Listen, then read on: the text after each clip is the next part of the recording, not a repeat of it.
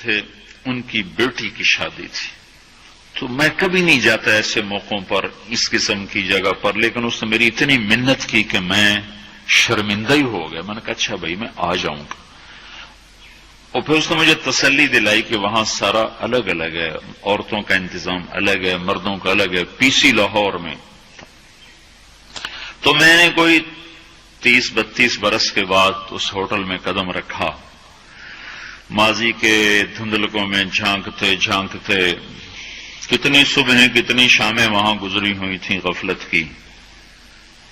تو میں جب وہاں سے نکلنے لگا کھانے کے بعد، تو عورتیں نکل رہی تھیں، اکثر بے پرد تھیں، تو وہاں گیلری میں مجھے کسی نے روک لیا، وہ مجھ سے بات کرنے لگ گیا، میں کھڑا ہو گیا، دائیں بائیں کچھ اور عورتیں کھڑی تھیں، اتنے میں سب کی نظر پیچھے لگی، عورتوں کی بھی مردوں کی بھی۔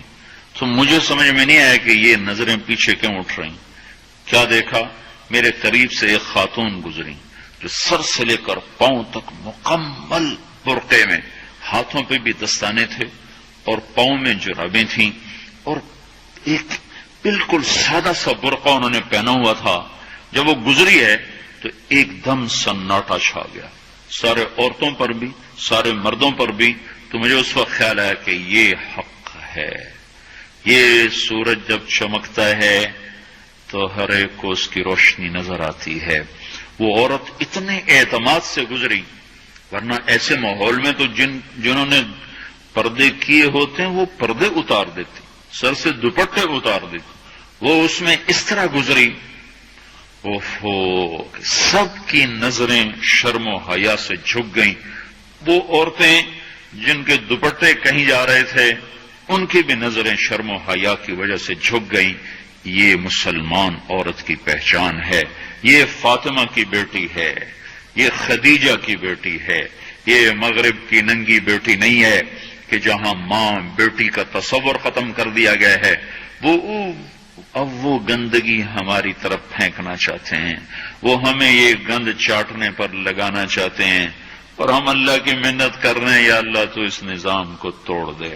ہماری تو بے بسی ہے، ہماری بیٹیوں کے سر سے دوپٹے اتر گئے، کپڑے مختصر ہو گئے، عجب حال ہے۔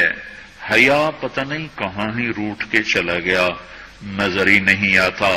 پہاڑوں میں جا کے بھی ڈھونڈا، وہاں بھی نہیں ملا، صحراؤں میں گئے، دریاؤں میں گئے، کہیں نہیں ملا۔ کبھی ایک صفت ہوا کرتی تھی، آج پتہ نہیں کہاں سے ملے گی، کس بازار سے ملے گی، وہ منڈیاں ہی بند ہو گئیں۔ جس قوم کی بچیاں ناچ گانے کو اپنا شعار اور شوق بنا لیں، ان کی نسل سے اب خالد بن ولید نہیں پیدا ہو سکتے، ناچنے والے ہی پیدا ہوں گے۔ محمد بن قاسم نہیں پیدا ہو سکتے، طارق بن زیاد نہیں پیدا ہو سکتے۔